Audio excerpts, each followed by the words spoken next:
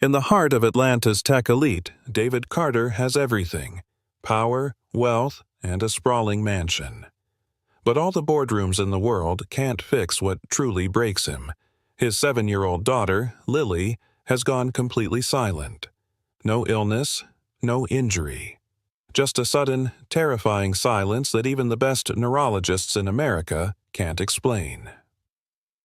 Then, one crisp afternoon in Piedmont Park, David watches something unimaginable.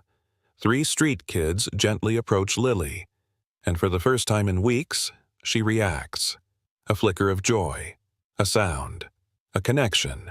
But David, blinded by fear and status, lashes out, tearing his daughter away from the only breakthrough she's had. What he doesn't know yet is this: those boys, Ethan, Logan, and Caleb, might just be Lily's only way back. And finding them again means confronting a buried past, a broken family, and a legacy of exclusion that David has long ignored. Will a man, used to controlling everything, finally learn to let go? Can connection, not control, be the cure? This isn't just a story about healing, it's about rediscovery, redemption, and what it means to truly listen. Subscribe now and stay to the end. You won't believe where this journey leads. The wind whispered across the sprawling terrace of the Carter estate, rustling the autumn leaves that danced around the marble fountains. It should have been a perfect morning, clear skies over Atlanta, the scent of magnolias still lingering from late summer, but something felt hollow. David Carter, CEO of one of the nation's most powerful tech conglomerates, stood frozen outside his daughter's room, one hand gripping the doorframe as if it were the only thing keeping him upright.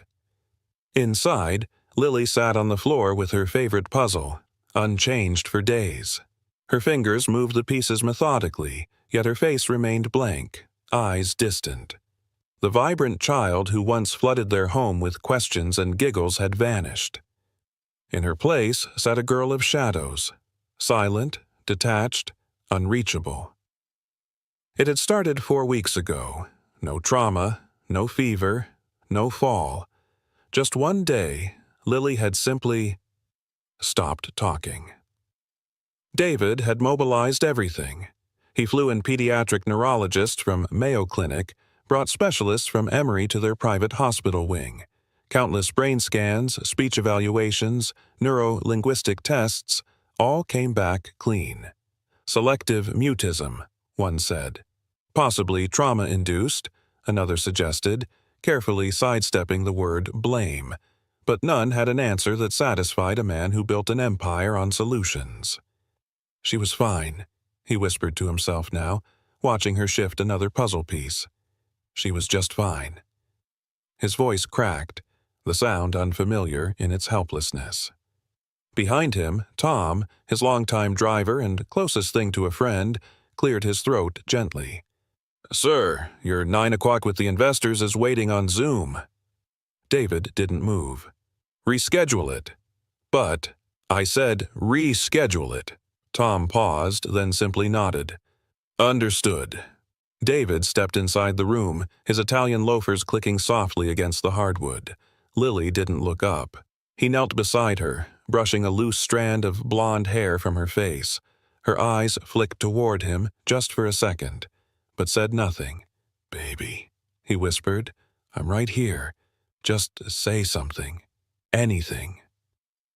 Silence. Her tiny hands continued their work, as if she hadn't heard him at all. David blinked hard, swallowing the lump in his throat. "Remember your rocket ship story? The one where you and Mommy were going to Mars and building houses made of candy?" Still, no reaction. Just the same mechanical movement. It was like calling out across a canyon, and all that came back was the echo of his own desperation. He rose slowly, backing out of the room as if retreating from sacred ground. At the door, he turned one last time. "I'm not giving up on you, Lily, no matter what." Downstairs, the estate was already buzzing. Assistants with clipboards, security checking perimeters, an executive chef perfecting a menu David no longer cared about. He passed them all without a word. his once commanding presence now weighed down by grief. In the kitchen, Mrs. Reynolds, Lily's longtime nanny, looked up from packing snacks into color-coded containers. Her face was etched with worry. "She didn't touch breakfast," she said softly. "Same as yesterday." "She needs time," David muttered, grabbing a bottle of water with a shaky hand. "I've already called the best behavioral therapists in the country. One of them will find a way through to her." Mrs. Reynolds hesitated. Maybe what she needs isn't therapy. Maybe she needs something simpler, someone she connects with." David turned sharply. "Are you suggesting I haven't done enough?" "No," she said gently. "I'm saying maybe you're doing too much of the wrong things." The words stung, not because they were cruel, but because they were likely true. A sudden buzz at the gate interrupted the moment. David looked at the screen. Motion detection had flagged a cluster of children approaching the edge of the estate from Piedmont Park. Local kids, by the looks of it. One held a worn soccer ball. Another was on a tattered scooter. They shouldn't have caught his attention. But as the camera panned closer, something about them, especially the smallest one, with a shy smile and eyes full of light, made David pause. He didn't know it yet, but these were the children who would break the silence. And maybe, just maybe, help Lily find her voice again. It was late afternoon when David found himself standing at the edge of Piedmont Park, hands in his pockets, collar pulled up against the sharp breeze that rolled off Lake Clara Mere. The Carter estate loomed just beyond the gated perimeter, but out here, surrounded by rustling oaks and the distant rhythm of children laughing, the air felt somehow easier to breathe. Tom waited quietly a few feet away, leaning against the black SUV that had become more familiar to David than his own living room. "You sure you want to be out here, sir?" he asked gently. "It's a long way from your comfort zone." "I'm not looking for comfort," David replied, eyes scanning the horizon. "I'm looking for something real." Tom said nothing, only nodded, because he understood. David's gaze settled on a small bench not far from the walking path. Lily's favorite before, everything. They'd spent hours there last spring, counting ducks, making up stories about squirrels with secret bank accounts, watching clouds morph into dragons and castles. Now the bench sat quietly under a canopy of red and gold leaves, waiting for her return. And then, as if drawn by memory or fate, she appeared. Lily walked slowly, her small form bundled in a lavender coat, hair pulled back in a messy braid. She was alone, Mrs. Reynolds trailing far enough behind to give her space, just like the therapists had suggested. But David noticed her shoulders were slumped, eyes downcast, feet shuffling like her spirit weighed more than her body could carry. He stayed back, heart heavy as she climbed onto the bench and sat without expression. No books, no humming, just silence. Minutes passed. Then, suddenly, from across the park's open green, 3 boys appeared. They weren't dressed like the other park kids. No polished sneakers or Patagonia fleeces. Their coats were patched and too small, mismatched gloves dangling from their sleeves. But they moved with a kind of quiet confidence, the kind born not from comfort, but from necessity. The tallest, maybe 11, balanced a frisbee on one fingertip before flicking it toward the middle boy, who caught it with a grin and exaggerated bow. The youngest, no older than 5, trailed close behind, holding a paper airplane, his eyes fixed on the sky. David watched with mild interest until the youngest boy noticed Lily. He stopped, head tilting in curiosity. Then, as if some unspoken instinct had stirred, he walked toward her. David's pulse kicked up. Instinct took over. He took a step forward, but something about the child's slow, careful approach made him pause. The boy stopped just a few feet from Lily, holding out the crumpled airplane in both hands. "Hi," he said softly, voice clear but not pushy. "You want to fly it?" Lily didn't look at him, but she didn't walk away either. He waited a moment, then gently set the plane on the bench beside her and backed away, rejoining his brothers. They watched from a distance, whispering, the frisbee forgotten. And then, it happened. Lily reached for the paper plane. Her fingers touched it tentatively, and she turned it in her hands like it was made of gold leaf. Then she looked up, and her eyes scanned the field. Seeking the boy, she found him, and as if trying to return the gesture, she opened her mouth. No sound came, but her lips moved. David saw it. His heart stopped. Her mouth shaped a syllable. Ta, and though it never found voice, it was her first attempt in weeks. It was something. David couldn't contain it. He started toward her, urgency written all over his face. "Lily!" he called. The boys startled. The older one instinctively stepped in front of the youngest, shielding him. Lily's small body flinched. She clutched the paper plane and turned away, shrinking into herself. David reached her in seconds. "Are you okay? Did they scare you?" She didn't respond. Of course she didn't. Mrs. Reynolds hurried over, concern etched into every wrinkle. "David, stop," she pleaded softly. "They didn't do anything." "I don't know that," he barked. "She's fragile, and strangers are kids," she interrupted firmly. "Just kids."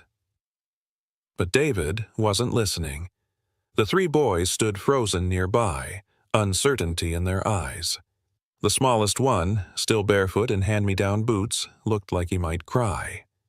David turned on them, anger disguising fear. "Go home," he snapped. "You don't belong here."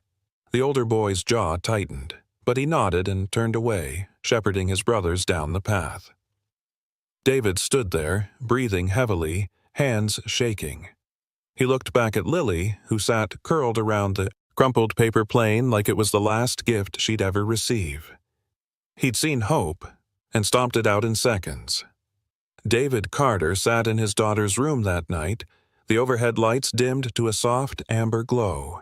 The lavender walls were lined with picture books, sensory toys, and educational flashcards he'd ordered from every reputable site. All of it felt sterile now, like an expensive shell masquerading as a home. Lily was curled up in her reading nook by the window, clutching the paper airplane as if it were made of spun glass. He'd tried everything. Top neurologists from Emory, specialists flown in from Boston, months of speech therapy. All of it yielded nothing. Nothing but silence. And now, one moment of human connection, a whisper from a child in a second-hand coat, had done what thousands of dollars and elite care had failed to accomplish. And he'd ruined it. "I shouldn't have yelled," he murmured, sitting down on the floor beside her. "I was scared." Lily didn't move, but she wasn't recoiling either. That was something. David looked at the paper plane in her hand, crushed slightly at the nose, and felt a sting of guilt. "I saw you," he whispered.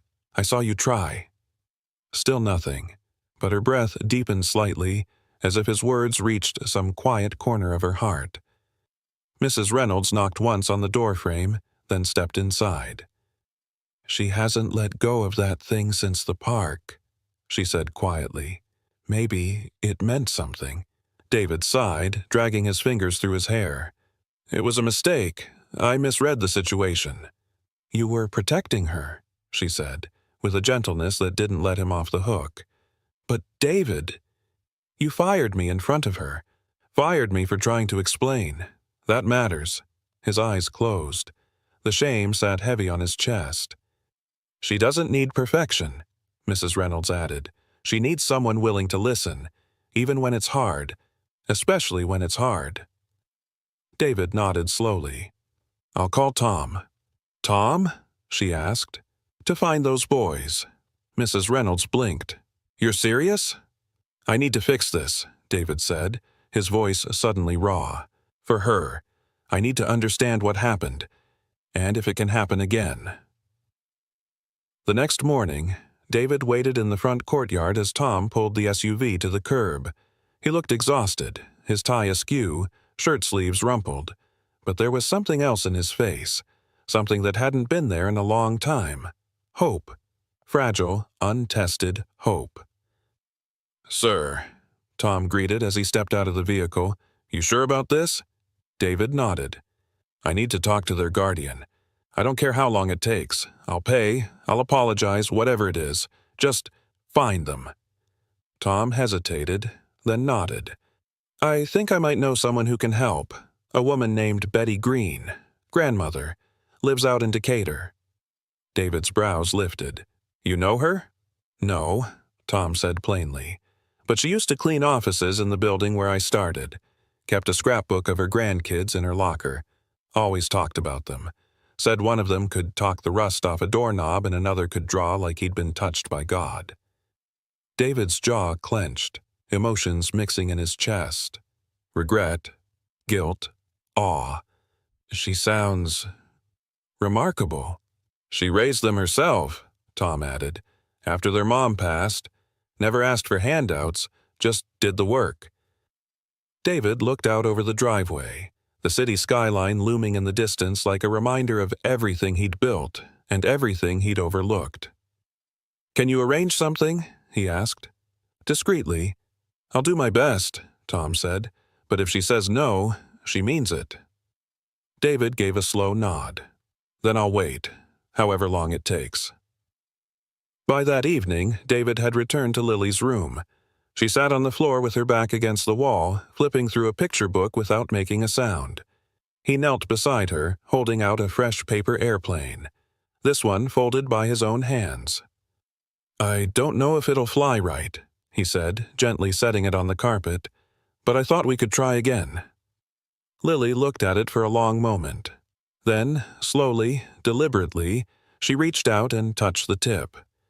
And though she didn't speak, she smiled, just barely. But it was enough to break something open in him. He wasn't a CEO in that moment. He wasn't a man with influence or connections or 1,000 unread emails. He was just a father. A father who had finally realized. Connection couldn't be bought, scheduled, or controlled. It had to be earned. The next morning dawned gray and drizzly, a thin mist hanging low over Atlanta as David Carter stood beside Tom outside a modest, single-story house on a quiet street in Decatur. The weather felt fitting, moody, uncertain, heavy with anticipation. David's breath fogged in the air as he adjusted the collar of his coat, his usual tailored confidence replaced by a humility that felt foreign but necessary. "This is her place," Tom said quietly. "Betty Green." The house was well kept but weathered, with hand-painted flower pots lining the porch rail. A small wind chime tinkled faintly, the sound soft and unassuming, like the kind of life that asked for nothing but gave everything it had. "You sure she's home?" David asked, clearing his throat. "She's always home," Tom replied with a faint smile. "That woman doesn't believe in wasting daylight." David stepped up and knocked. The door opened almost immediately, as if she'd been waiting. Betty Green stood in a worn apron dusted with flour, her gray hair pulled into a loose bun and her eyes sharp behind thick lenses. Her expression was unreadable, neither hostile nor welcoming, just measured. "Can I help you?" she asked, looking from David to Tom. Tom stepped forward first. "Mrs. Green, ma'am, my name's Tom. I believe we've got mutual friends. I work for David Carter here. He's the father of the little girl from the park, Lily." Betty's eyes flicked to David, narrowing slightly. "The one who yanked her away and hollered like the boys were a threat?" David took a step closer, his voice soft but steady. "Yes, ma'am. That was me. And I was wrong. I let fear speak louder than sense." Her silence was deafening. "I came today to say I'm sorry," David added, his voice trembling ever so slightly, "and to ask, not for myself, but for Lily. She hasn't spoken a word in over a month. Not until your grandsons approached her. Something about them reached her in a way nothing else has." Still, she didn't speak. I don't expect trust overnight, he continued. But I'm asking you, please, let me explain. Let me try. Betty finally opened the door a little wider. You better come in before that apology gets cold. Inside, the warmth of the home enveloped him like a blanket. Smells of cinnamon and fresh cornbread, the creak of well-loved floorboards, a wall covered in school photos and handmade drawings. It was nothing like the sterile grandeur of the Carter estate, but it pulsed with something he hadn't felt in years. Life. Sit, she said simply, gesturing to the kitchen table. David obeyed, hands clasped tightly in front of him. Those boys you saw, Ethan, Logan, and Caleb, they've been through a lot, Betty said as she poured coffee into mismatched mugs. Their mama passed when Caleb was still in diapers. I took them in, and we've been managing on faith and grit ever since. They're remarkable, David murmured. I've never seen Lily react like that, not even with her therapists. Betty sat across from him, eyes sharp. They're boys, Mr. Carter, not therapists. They don't come with degrees, just open hearts. He nodded, humbled. I'm beginning to understand that. Why now? She asked pointedly. You've got a mansion on the hill, a business empire, a daughter in pain, and you waited until it got inconvenient to ask for help? David inhaled slowly. Because I was ashamed of how disconnected I've become from what really matters. I didn't want anyone to see how powerless I felt. Betty studied him a moment longer, then reached into her apron and pulled out a folded piece of paper. Logan drew this the day after the park, she said, sliding it across the table. David unfolded it carefully. Crayon lines shaped 4 figures, a girl on a bench, 3 boys standing near her, and in the corner a tall man with sad eyes and a speech bubble that simply said, No. David swallowed hard, the sting behind his eyes undeniable. They don't understand what happened, Betty said softly, but they remember, and they care. Please, he said. I just want to give Lily the chance to see them again. I'll stay away if that's what's best, but I want her to have what she needs. Betty leaned back in her chair, arms folded. One visit, tomorrow, at your place, but I come too, and if I sense even a whiff of pity, control, or spectacle, it ends. David nodded, overwhelmed with gratitude. Thank you, truly. Betty stood, wiping her hands on her apron. Don't thank me yet, Mr. Carter. Just be ready. Those boys don't show up for show and tell. They come to connect. As he left the house, stepping back into the gray morning mist, David Carter felt the weight in his chest shift. Not lifted, not gone, but shared. For the first time in a long time, he didn't feel alone in the fight to reach his daughter. The morning sunlight filtered through the towering oak trees that lined the private drive leading up to the Carter estate. It was quiet, eerily so, as David Carter stood on the marble steps of his grand home, dressed not in his usual crisp business attire, but in a navy sweater and jeans. His hands were clasped in front of him, betraying a nervousness he rarely showed. Inside, Lily sat cross-legged in the sunroom, her small figure framed by the bay windows overlooking the garden. Her eyes, as silent as ever, flickered with uncertainty each time the clock ticked. She didn't ask questions. She hadn't in weeks. But her gaze clung to the front door like it might open a new world. David exhaled slowly as the gate buzzer chimed. They're here, he said to Tom, who stood at his side. Tom gave him a firm nod, then quietly stepped back to give space. The SUV pulled up the drive, its tires crunching the gravel. Out stepped Betty Green first, her sharp eyes scanning the estate with guarded suspicion. Behind her, Ethan, Logan, and Caleb followed wearing their best. Button-downs a bit too big, jeans just shy of the right length, shoes scuffed but clean. Each boy clutched a small object in his hand. David noticed it immediately. Mr. Carter, Betty greeted, formal and cool. Mrs. Green, David replied respectfully. "Thank you for coming." The boys looked up at the towering house, wide-eyed but composed. David knelt slightly to their level. "She's inside in the sunroom. Would you like to go in?" Caleb, the smallest, clutched a worn cloth doll and nodded without a word. Ethan stepped forward, steady and purposeful. "We won't upset her," he said, like a promise. David's voice cracked just slightly. "I know you won't." Betty accompanied the boys inside, her hand resting briefly on Logan's shoulder. "Let's keep it gentle," she said under her breath. The sunroom was still. Lily sat on the woven rug, her fingers tracing the edge of a book cover. She looked up as the boys entered, and her eyes locked with Caleb's instantly. It was as if a silent string pulled tight between them. Caleb didn't speak. He walked to her slowly, knelt a foot away, and opened his small hand. Inside it was a marble, blue, smooth, and glinting in the sun. He rolled it gently across the floor. Lily stared. Her fingers hesitated. Then, cautiously, they moved. She touched the marble, hesitantly at first, then with growing certainty, before rolling it back. Caleb smiled. "That's a start," he whispered. Ethan moved closer, pulling something from his pocket. Flashcards.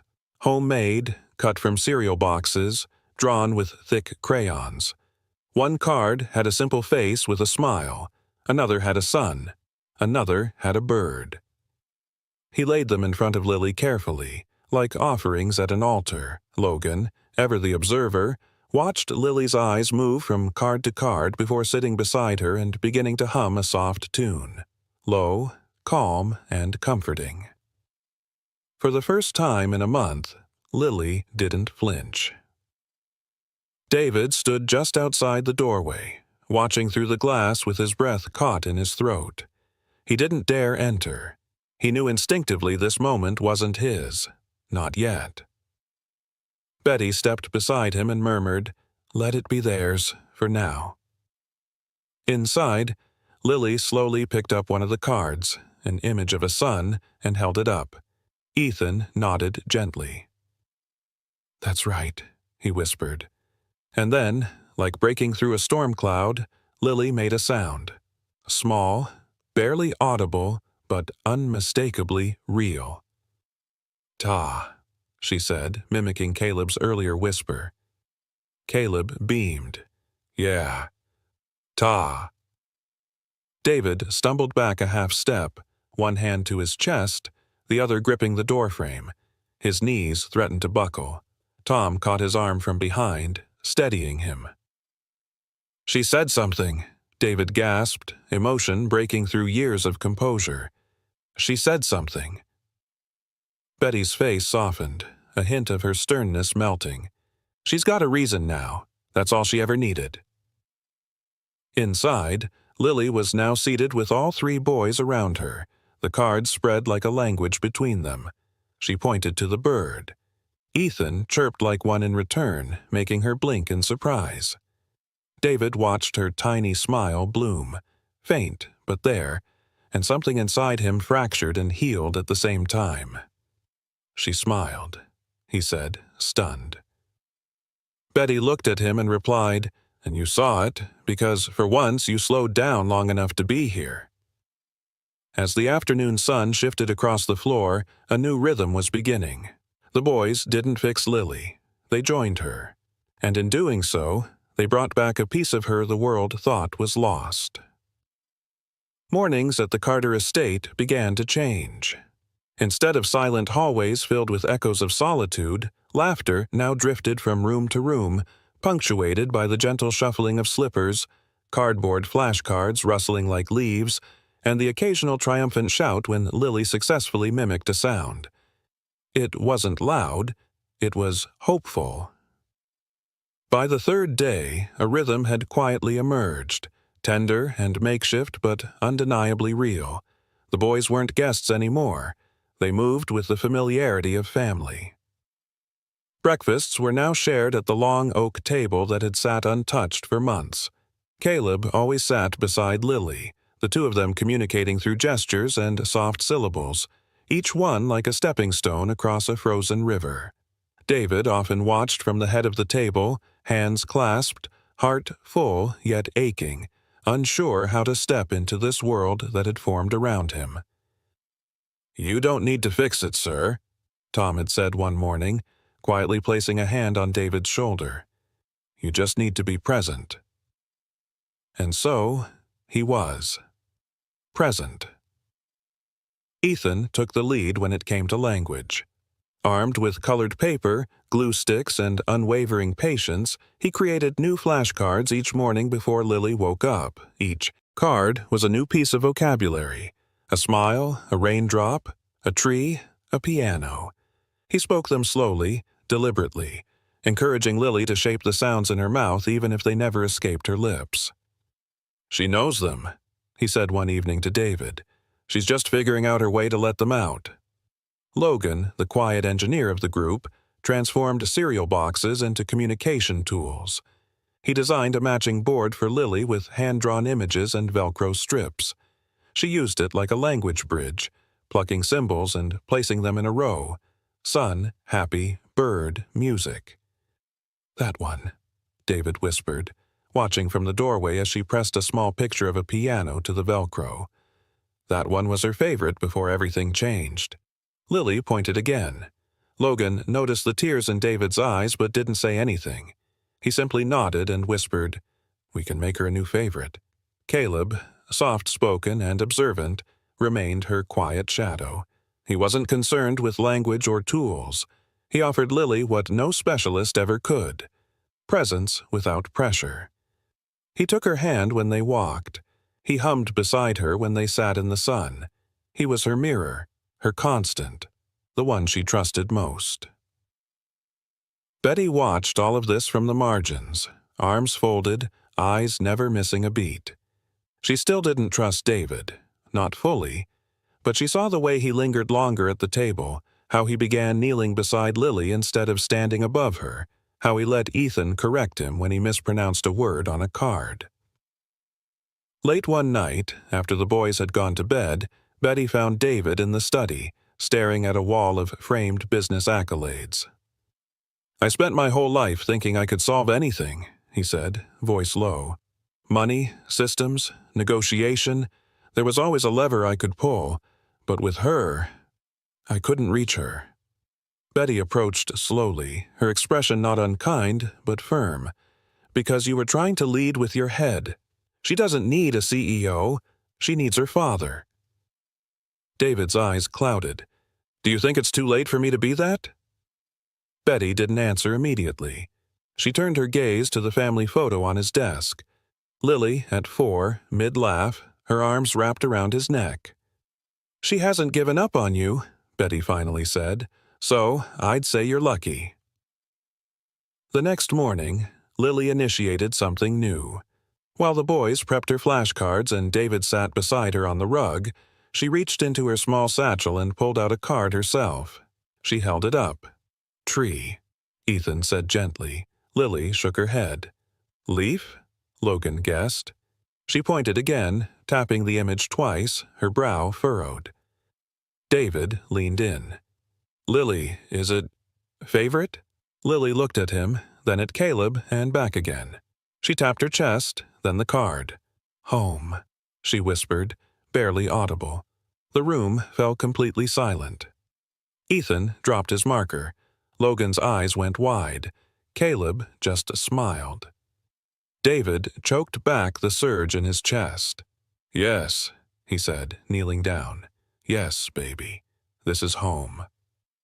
The boys surrounded her. She looked at each of them, then at her father, and smiled. The rhythm had settled. Not like clockwork, more like jazz. Unexpected, soulful, alive. Every morning began with cereal bowls and laughter, every evening with bedtime stories and whispered dreams. Lily was speaking more. Not full sentences, but enough for the room to pause every time her voice broke through the silence. Every word was like sunlight cracking through the clouds. David sat at the breakfast table, his sleeves rolled up, toast forgotten beside his coffee. He was watching the boys teach Lily a clapping game, the same one his mother had once taught him on the back porch of their Buckhead estate. "Pat, clap slide, Pat, clap slide. Say your name and don't you hide." "Lily," she said softly, hesitantly, her hands slightly behind but smiling nonetheless. The boys cheered. David closed his eyes for a moment, overwhelmed. He had bought half the city trying to build his legacy. Yet in this moment, watching 4 children laugh over a simple game, he realized his real legacy was learning how to be present. That night, while tucking Lily into bed, she surprised him again. "Stay," she whispered. He did. He sat on the floor beside her bed, back against the wall, feeling the softness of her breath slow into sleep. He was beginning to understand the weight of quiet requests. The next morning, Betty waited for him in the sunroom. A shoebox rested on her lap, taped along the edges, its corners frayed from time.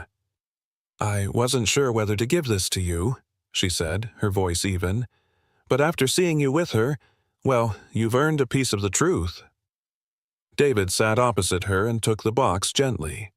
Inside were old photographs, faded letters, and a small velvet pouch. His breath caught when he saw the picture on top. A much younger Betty, standing beside a woman in her late 20s. "That's your mother," Betty said, leaning forward. "And me, 1981. I worked in her kitchen. I knew her before the charities and the country club friends." David blinked, unsure how to respond. "She was kind to me," Betty continued, "until I brought my son around. He and your brother Michael were the same age. They became friends, real friends. Shared toys, secret handshakes, but your mother didn't like that." David frowned. "Why?" "Because my son wasn't the right kind of boy for a Montgomery," Betty said, her voice tight with restrained emotion. "She fired me after she found them playing in the library, said it was inappropriate." David's stomach sank. "I didn't know." "No, you wouldn't have. Your world was polished to keep the rest hidden." She pulled out a folded letter. "That's from Angela, my daughter, the boy's mother." David took the page carefully. The handwriting was sharp, desperate, ink smudged in places where tears had clearly fallen. "Mom says you fired her when she needed that job most. I never held it against you, David. I just knew the kind of family you came from. When I left, I didn't want to bring that legacy into Lily's life." The letter ended abruptly. No signature, just the lingering ache of someone who had been shut out. David's hands trembled slightly as he set it aside. "Why are you showing me this now?" "Because the truth matters more than pride," Betty said, "and Lily deserves a father who isn't afraid of it." The sun poured in through the windows, painting golden streaks across the floor between them. David sat there, absorbing it all. The weight of old sins, hidden doors, and buried shame. Later that afternoon, David gathered the boys and Lily in the garden. "I want to show you something," he said. He led them to the old greenhouse behind the estate. The glass was cracked in places, ivy crawling through its seams. Inside, dust coated the forgotten pots and tools. "We're going to fix this up," he said, voice steady. "It was my mother's once, but it never grew anything real." Lily tilted her head. "Grow what?" "Hope," David said gently. "And maybe tomatoes." The boys laughed.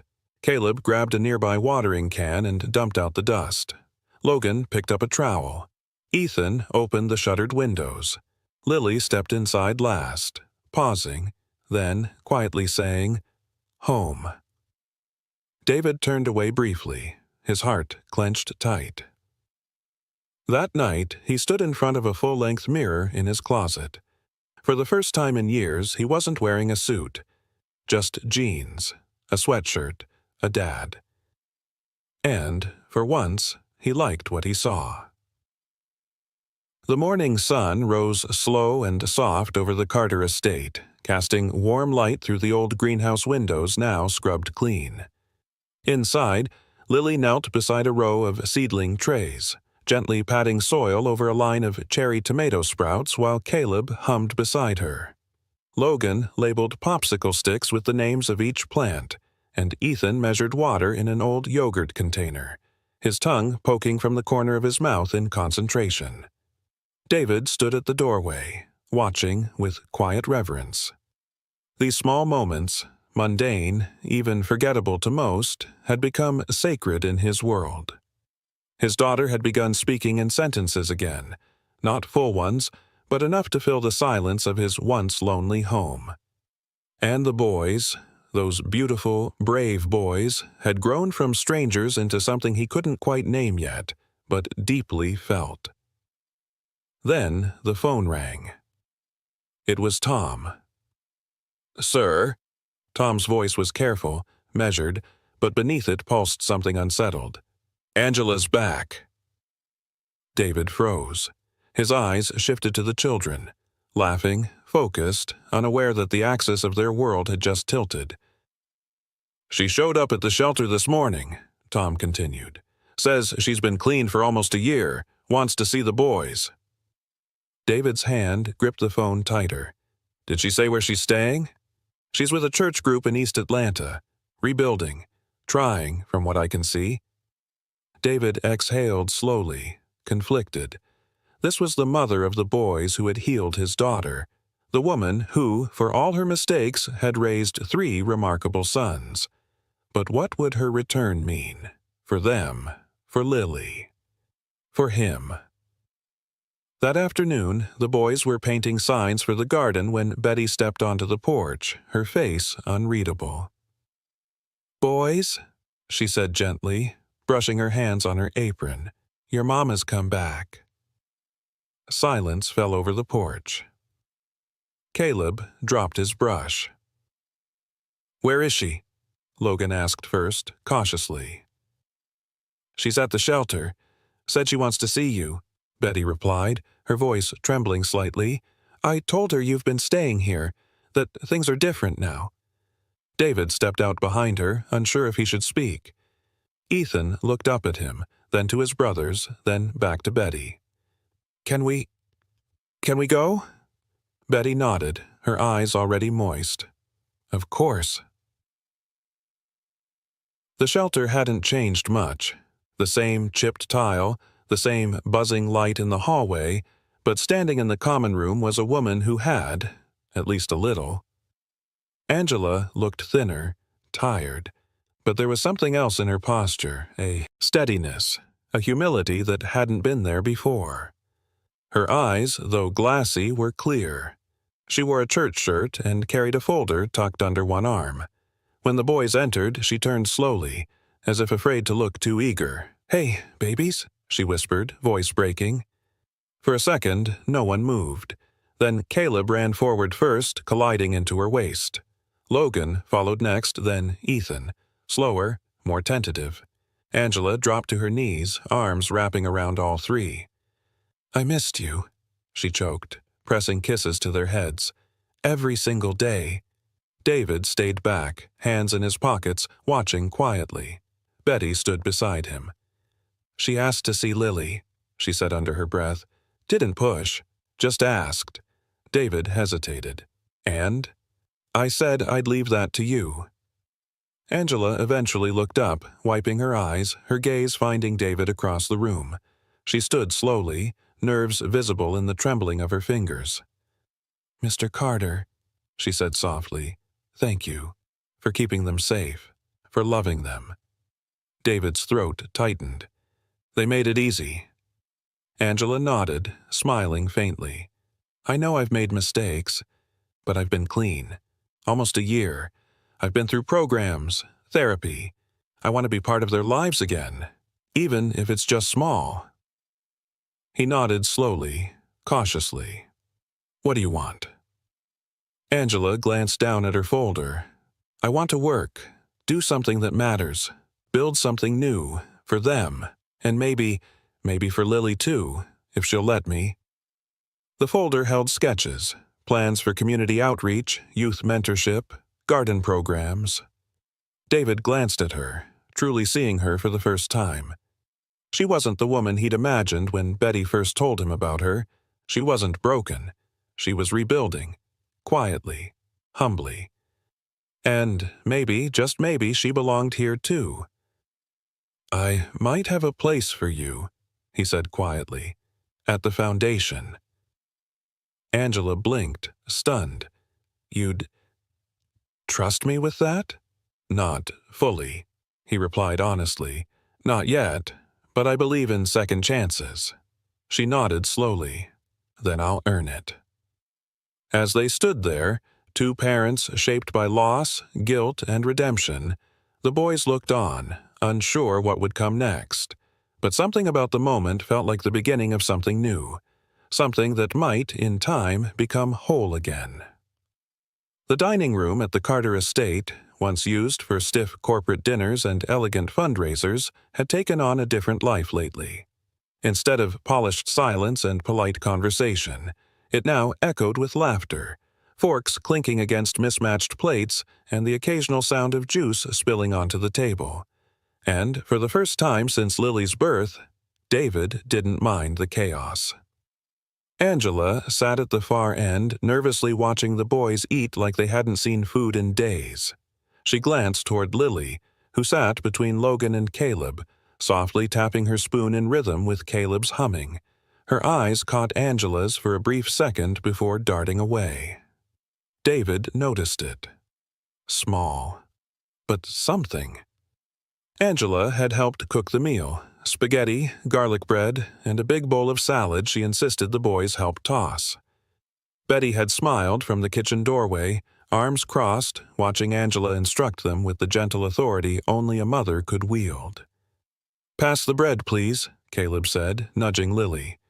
She turned, picked up the basket, and handed it to him wordlessly. But then, softly, almost imperceptibly, she whispered, "Caleb." Caleb's eyes widened. David dropped his fork. Angela froze mid-chew. Betty, behind them, covered her mouth with her hands. Caleb recovered first. "That's my name," he said proudly, as if confirming for the room that they had all heard what they thought they did. David leaned in. "Lily," he said gently, trying not to overwhelm her. "Can you say it again?" She didn't respond. She simply smiled. Barely, but enough. Angela set her fork down slowly. "That's the first time she said a name?" David nodded. "In weeks." The room fell quiet for a moment, overwhelmed by the delicate, miraculous significance of what had just happened. Then Ethan, bless his eager heart, broke the silence. "Dad, can we get ice cream after dinner?" Angela blinked, startled. David turned to her. "It's what they call me now." She nodded slowly, an unreadable emotion flickering behind her eyes. "Right." The tension returned, but David refused to let it settle. He pushed his chair back. "Let's make it a Sunday night." The boys cheered, and Angela offered a grateful smile, though her eyes were tinged with something else. Maybe sorrow. Maybe hope. Later that night, after the boys had crashed from their sugar high and Lily had gone to bed holding Caleb's hand, David found Angela sitting on the back porch. The Georgia sky stretched wide and clear above them, the stars less hidden out here in Buckhead's quieter corners. "I thought this place would feel colder," she said quietly, sipping from a chipped mug. "But it's warm. Lived in." David sat beside her, his own mug untouched. "That wasn't always true," he admitted. "I built this place with glass and silence. Thought it meant success. Turns out it was just loneliness in disguise." Angela chuckled softly. "Funny. I raised 3 boys in a 1-bedroom apartment, and it never once felt lonely." David looked over at her. "You did good with them." Angela's voice caught. "I didn't always. I made mistakes. Big ones. You didn't have to open your door, and you did. I won't forget that." He hesitated.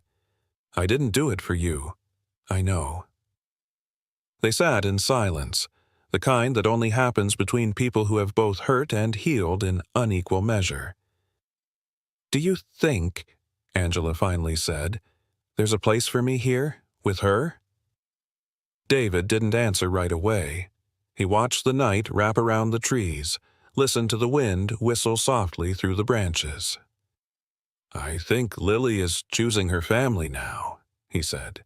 "And maybe we're all just guests until she decides who gets to stay." Angela exhaled slowly, the weight of that truth both heavy and strangely freeing. "I want to earn my place, not as a guest, as part of it." David nodded, standing. "Then we'll start with tomorrow." "Another dinner?" she asked. He smiled faintly. "No. Tomorrow you help her pick out a dress." Angela blinked. "For what?" "For the fundraiser next weekend. She's coming with me, and the boys.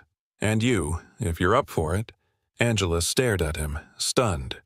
"You're bringing us all? Into your world?" David shrugged. "Feels more like your world now. I'm just learning how to live in it." As he turned to walk inside, Angela remained on the porch, quietly wiping away tears. Not of regret, but of something deeper, of being seen, of being invited in, of being chosen. 2 mornings after Rachel's tearful visit, David stood at the threshold of his living room when the doorbell echoed through the house. His heart, still tender from Lily's hesitant, "Are you staying?" skipped at the unexpected sound, and he found himself hoping it wasn't another lawyer or reporter. Instead, standing on the marble foyer, framed by the late winter sunlight, was Angela. Her dark hair streaked with silver, her eyes both wary and fierce, and at her side Ethan, Logan, and Caleb, wide-eyed and clutching backpacks. "Angela," David said softly, stepping forward. His voice trembled slightly, conflicted between relief and apprehension at seeing the boy's mother after years apart. He swallowed hard. "It's been a long time." Angela's gaze flicked past him to Lily, who hovered behind David, clutching her soundboard. Lily's small face mirrored both curiosity and caution. Angela's shoulders sagged as she spotted her daughter. "Lily," she whispered, voice thick, and Lily came forward, slipping her hand into Angela's. David cleared his throat tight with emotion. "I'm glad you're here," he managed. He turned to Angela's 3 older children. "Ethan, Logan, Caleb, welcome back. I've missed you." His words hung uncomfortably. He'd never navigated these waters before. Angela drew Lily close, inhaling her daughter's scent as if anchoring herself to reality. "David," she said carefully, "I came to talk about custody." Her words cut through the morning calm, and a hush fell. Lily's grip tightened on Angela's coat, and the boys leaned in, bracing themselves. David's chest clenched. He'd known this moment would come. Angela's return meant everything could change. Yet he refused to let anger or resentment poison the moment. "I understand," he said gently. "I know I haven't always been there." Angela's eyes flashed with a surge of old pain. "Lily needed a father who would fight for her, David. That's why I left." Her voice shook, tears brimming. "I couldn't watch her suffer any longer." David exhaled, pain coursing through him. He remembered the nights Lily rocked herself, mumbling fragments he couldn't decipher, the emptiness in her eyes he had once assumed was his fault. Now he recognized it for what it was, a child in need of protection. Guilt stiffened his spine, but he forced himself to continue. "I'm sorry," he said quietly, his words sincere and weighty. "I'm sorry I haven't been the father you all deserved." Angela's jaw clenched, but her gaze softened when Ethan, always the most skeptical, stepped forward. "Dad," he said, his voice low but insistent. "We need you now." Herod's children's honesty cut through the tension. Logan nodded, and Caleb, youngest of the 3, reached out to David without hesitation. He placed a tentative hand on David's knee. "Please," Caleb whispered. David knelt, meeting them eye to eye. "I promise," he said earnestly. "I will do whatever it takes to keep our family together." The boys exchanged glances, hope flickering in their eyes. Angela watched him, her expression shifting from guarded to surprised, then wary. "You realize I want full custody, David." Her voice was firm, yet unspoken tremors betrayed her fear. "I want stability for the boys. Lily has you, but they need their mother." David stood and extended his hand toward her. "Then, let's make a different kind of plan." His voice was steady, resolute. "I'm not going to fight you for custody in court. Instead, I want to offer you a job, managing outreach programs at my foundation. You'll work alongside Lily's speech therapists and the team Betty assembled. You'll have benefits, support, and the respect you deserve." Angela stared at him, disbelief softening her posture. You do that?" He offered her a gentle smile. "Yes, because I believe in your strength, and because Lily and the boys need both their parents, together, more than they need lawyers." His words resonated tenderly, brimming with genuine intent. "You'll have an office here. You'll be integral to our mission of helping other families like ours. And the boys? They'll be right beside you. With you, we'll all move forward as a family." Tears welled in Angela's eyes. She glanced at her sons, whose faces reflected guarded optimism. Lily squeezed her mother's hand, her soundboard glowing softly. Angela looked back at David, her voice choked yet hopeful. This means more than you'll ever know." David reached out, brushing a tear from her cheek. "We'll do this together," he promised quietly. "I'll be here, every day, not just in name, but in action." As Angela slipped her hand into his, the boys gathered around Lily's high chair, their presence filling the room with a warmth that no courtroom victory could deliver. In that moment, David realized that this proposal, a job, a partnership, a truce, was more than a compromise. It was the first true step toward healing the family he'd almost lost and embracing the new, imperfect, and beautifully resilient family they'd become. Late afternoon sunlight filtered through the tall windows of the Carter family's new Midtown Center, painting warm gold stripes across the polished wooden floors. David stood by a low shelf of children's books, watching Lily settle into her favorite nook with Ethan, Logan, and Caleb clustering close behind.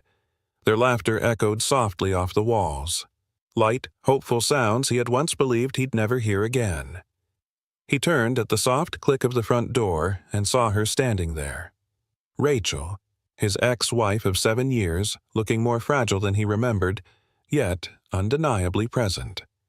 Time seemed to slow.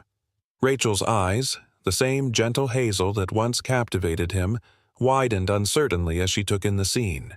Lily engrossed in a pop-up storybook, the boys building a puzzle with Mrs. Green, and David watching over them with a smile that both warmed and wounded her. Her breath caught, and only after a moment did she clear her throat. "David," she whispered, voice wavering. He surprised himself by stepping forward, closing the gap between them in 3 measured strides.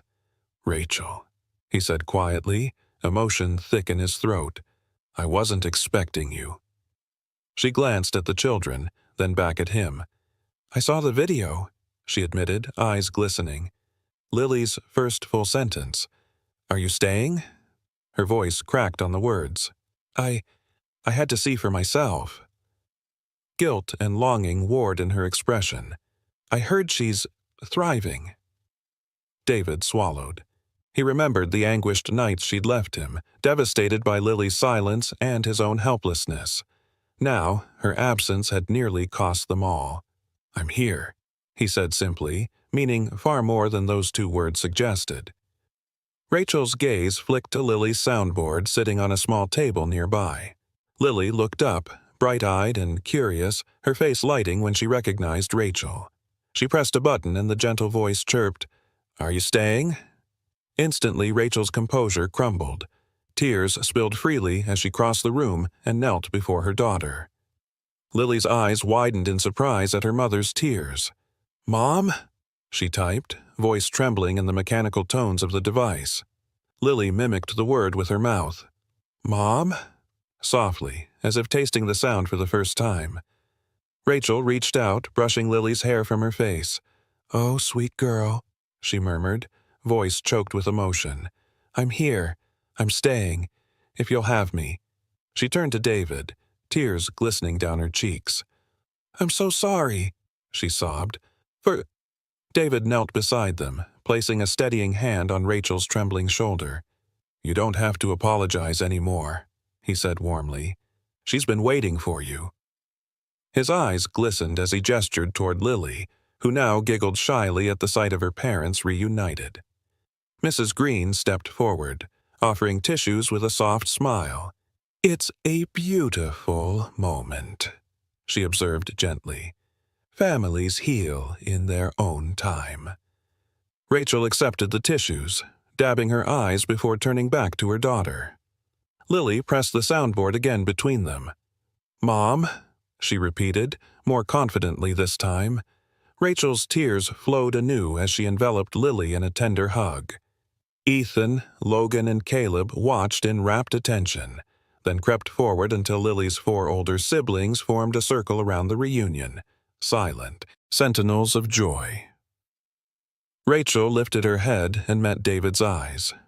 I don't want to lose any more time," she said softly. "I want to be here, every day, if you'll let me." Her voice was steady now, resolute, but vulnerable in a way that resonated deeply with David. He nodded, swallowing the memory of their past mistakes. "We'll do this together," he promised firmly. "For Lily, and for all of us." His gaze encompassed the boys, Rachel and Lily at the center, and he felt the weight of his promise settle firmly in his chest. Rachel reached out to him, hesitating only a moment before sliding her fingers into his. Their touch spoke volumes, of forgiveness, of shared love, and of the commitment to rebuild the family torn apart by fear and distance. Lily watched in wonder, then clapped her small hands, her eyes bright with delight. "I'm staying," Rachel whispered to Lily in a tender vow she had once thought impossible to keep. Lily's smile bloomed, her world expanding in a single moment of connection. As the late sun dipped toward the horizon, David and Rachel guided their children toward the circle of storytime cushions. Together, they settled into the heart of the center, united at last. The laughter of 5 children filled the room with an unspoken promise that, with love and perseverance, even the deepest scars could become the strongest bonds. A crisp winter morning found the Carter family gathered in David's home library, its rich mahogany shelves and plush armchairs transformed from quiet study into a gentle hub of hope. Sunlight slanted through the tall windows, illuminating Lily perched at the center of a semicircle formed by Ethan, Logan, Caleb, Rachel, and David himself. On the low coffee table before her lay a sleek tablet, its screen displaying the letterhead of the Zurich Institute for Neurological Restoration, an elite research center whose reputation for cutting-edge treatment was matched only by its sky-high costs.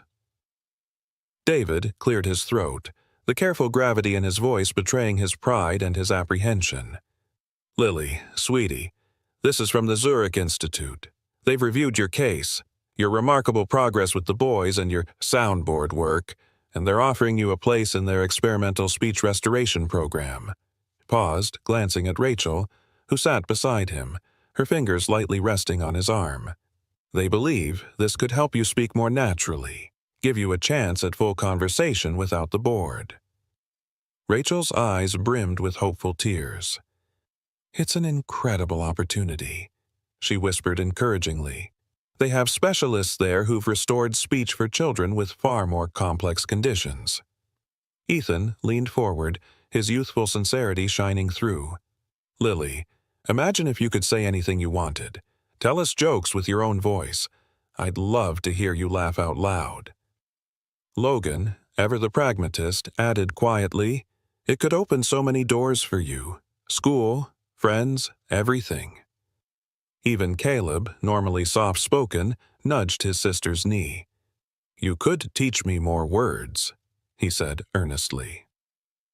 Lily held their gazes for a long moment, her gentle blue eyes reflecting the questions tumbling in her mind. She glanced at the tablet once more, reading the words experimental trial and Zurich, as though they were both exotic and intimidating. Finally, she reached for her soundboard stylus and carefully typed, "Scared. My way works." Silence fell, profound and reverent. David closed his eyes, swallowing hard against the wave of emotion his daughter's choice unleashed. Rachel's lips trembled. She inhaled shakily, then she looked at Lily, not with disappointment, but with understanding. "Honey," she said softly, "I know it's scary. Moving halfway around the world. New doctors, new routines." Her voice broke a little, so she steadied herself, inhaling bravely. "But you don't have to decide now." Lily shook her head gently, her gaze steady. She touched the tablet again, adding, "I choose us." The words appeared clearly, each letter a testament to her growing agency. David leaned forward, his heart both aching and bursting with pride. He brushed a strand of Lily's hair behind her ear and spoke with quiet reverence. "Your way has brought you here. You've found your voice through your family, through connection. If you're not ready, I respect that more than anything." Rachel exhaled a breath she hadn't realized she'd been holding. "We'll support you," she said resolutely. "Whether it's Zurich or right here, we'll help you grow in your own time." She reached out and squeezed Lily's hand, her tears shining in the morning light. Ethan climbed onto the sofa by Lily's side and took her hand. "Whatever you choose, Lil, we're with you," he promised emphatically, his youthful conviction touching them all. Logan nodded firmly. "We're not leaving your side." And Caleb, his small face serious, whispered, "I'll teach you any word you want with my own voice." The tablet, the symbol of scientific possibility, slid, forgotten, onto the coffee table as the family drew together. In that circle, David realized, lay far more hope than any experiment could offer, the profound power of love, patience, and wholehearted acceptance. Later that day, as Rachel tucked Lily into bed, the soft teal glow of the soundboard illuminating her daughter's determined smile, David lingered in the doorway. He nodded at Rachel, whose eyes shone with quiet pride and maybe a trace of relief. Then he gazed at Lily, who pressed a final button. "Thank you." Lily watched his reaction, her own heart swelling at the steadiness in her father's eyes. David closed the door gently behind him, leaving mother and daughter in the warm hush of evening. In the hall, he exhaled and whispered to himself, "My daughter doesn't need fixing. She's already extraordinary." And with that conviction, he knew the path forward. Not one defined by distant clinics or experimental procedures, but by the unwavering bond of family, the everyday miracles of connection, and the simple truth that Lily's voice, whenever and however she chose to use it, was already perfect. Late that evening, David sat alone at his expansive mahogany desk, the house hushed save for the soft tick of a grandfather clock. The letter from the Zurich Institute lay unfolded before him, elegant stationery emblazoned with their crest and detailing a promising, albeit experimental path to full speech restoration. He'd spent hours poring over the fine print, tracing each clause with a trembling finger. Costs, risks, success rates. Yet none of it mattered now that Lily's own words, typed in bold on her soundboard, "Scared, my way works," echoed in his mind with crystalline clarity. A deep, steadying breath filled his chest as he lifted his pen. His hand hovered, poised between the gamble of science and the certainty of his daughter's bravery. Outside his window, midnight's chill pressed against the glass, but inside, David felt a warm conviction flame to life. He would refuse.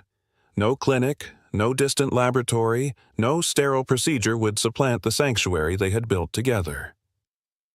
He began. To the Zurich Institute Selection Committee, and paused, tracing the words on the paper as though each letter carried his promise. He wrote carefully, imbued with profound respect. I want to express my deepest gratitude for your generous offer. His cursive ribboned across the page, acknowledging their expertise, their compassion. But then he turned firm, decisive. After heartfelt discussions with my daughter, it is clear that her journey is not to be fixed, but to be celebrated. She has discovered her own voice, unique, resilient, profound. Therefore, we must respectfully decline your kind invitation. He paused once more, reading aloud under his breath. We decline this opportunity because Lily's way, her own path of healing through love and connection, is exactly what she needs. My daughter doesn't need fixing. She's already extraordinary. The words resonated in the silent room, a quiet revolution against the impulse to control or mend what was never broken.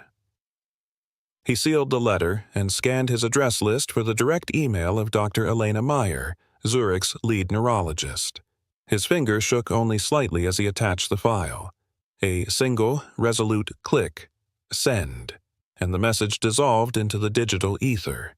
Immediately, he felt a weight lift from his shoulders, the pressure of obligation, the lingering doubt that science alone could restore the fullness of Lily's voice. Instead, he had chosen faith in her, in their family. The following morning dawned bright and clear. David led Lily, Rachel, and the boys into the cozy, sunlit breakfast nook where steaming bowls of oatmeal and fresh fruit awaited. The children's chatter filled the air. Ethan explaining the mechanics of a new sound game he'd invented, Logan showing Lily how to build simple letter cards from cereal boxes, Caleb placing a tiny daisy beside Lily's place, a silent token of encouragement. Rachel caught David's eye and smiled softly. She knew he'd sent the letter. "And?" she whispered gently. He sat beside Lily, brushing her hair back from her forehead. "They understand," he said simply. Lily beamed, her eyes shining with relief and triumph. She picked up her stylus and typed, "Thank you, Daddy." David's throat tightened. He reached around and squeezed her shoulder, his heart swelling with an emotion he could neither quantify nor contain. "Always," he whispered. That afternoon, they gathered in the living room to watch the Zurich Institute's brief automated response, a gracious acknowledgement of their decision and best wishes for Lily's continued journey. But David barely noticed the boilerplate text. His focus was on Lily, whose gaze drifted to her brothers and then settled on him. "Daddy," she said aloud, forming the word carefully without her board. The room hushed in stunned delight. She repeated it. "Daddy." Her voice was soft, tentative, a fragile blossom finally opening. Each syllable warmed David's chest like sunshine. Rachel's tears glistened as she reached out to cradle Lily's hand.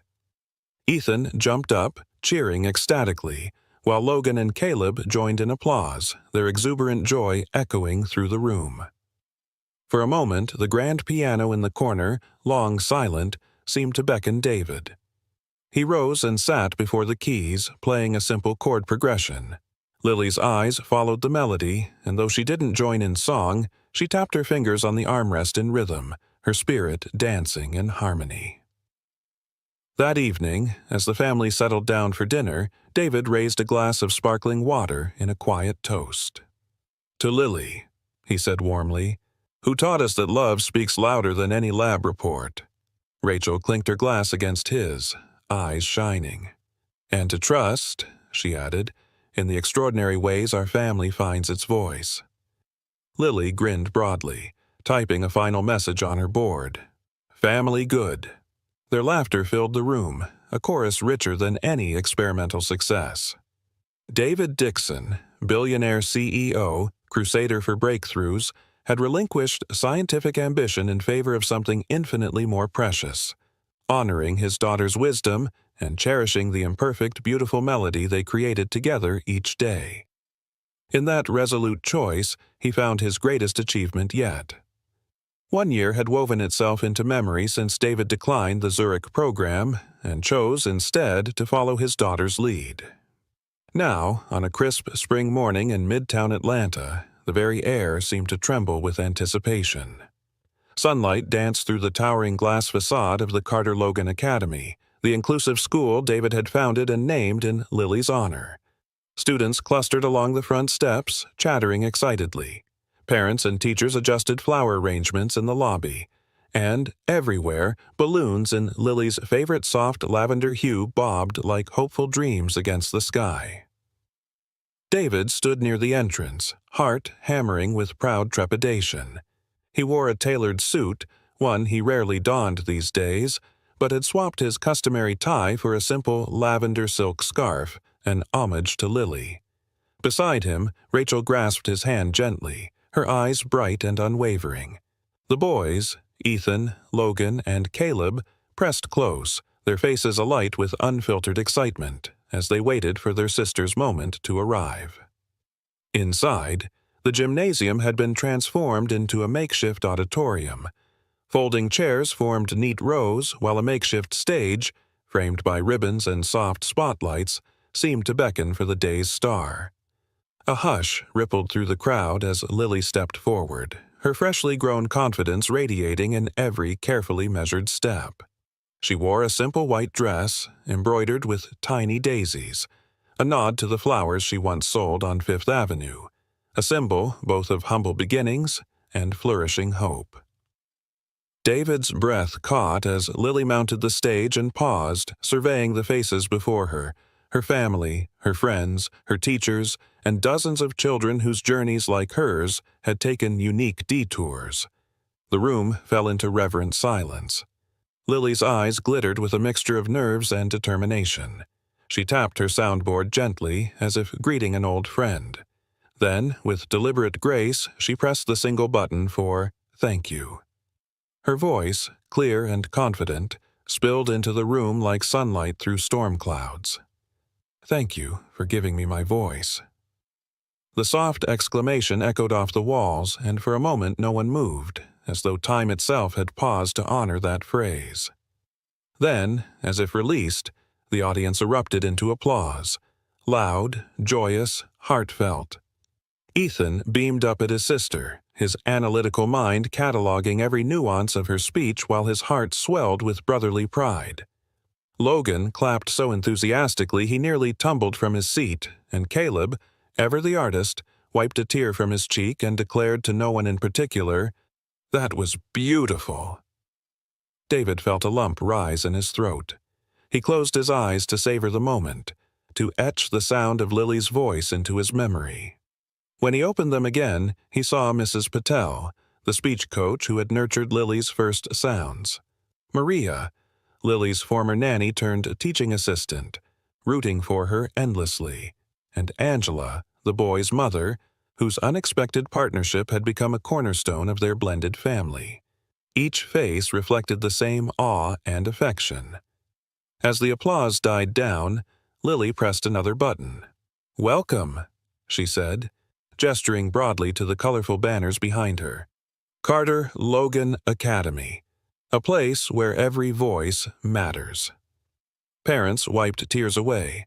Children whispered excitedly about their future classes. Even the normally stoic principal, Mr. Thompson, dabbed at his eyes. David stepped forward, clearing his throat. "Few moments in life rival this," he began, his voice warm with unspoken humility. "A year ago, I believed I knew what was best for my daughter, but Lily taught me that a voice, her voice, was never something to be fixed. It was something to be heard, nurtured, and celebrated. Today, that voice stands at the heart of our new school, a home for every child who's ever felt unheard." He paused to let his words sink in, then knelt to meet Lily's gaze. "Thank you, my brave girl," he whispered, so softly that only she could hear. Lily nodded, her smile both shy and triumphant. The ceremony concluded with a flourish. Students released lavender balloons into the sky. The children's laughter rippled through the courtyard as the balloons lifted, carrying with them the hopes of every family present. The quartet of quadruplets stood together, arms around one another, watching their balloons drift upward. In their eyes shimmered the knowledge that family, in its truest form, is chosen through love, not blood alone.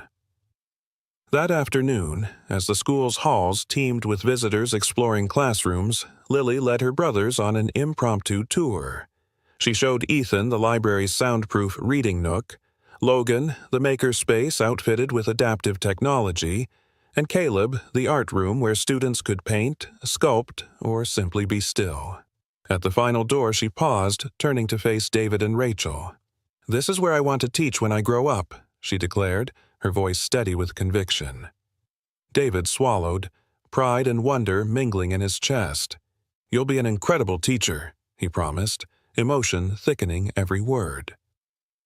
As dusk settled and families drifted home, Rachel and David found a quiet bench under the dogwood trees that lined the courtyard. The soft glow of the lanterns illuminated their contented faces. "We did right by her," Rachel said, resting her head on David's shoulder. David nodded, fingers entwining with hers.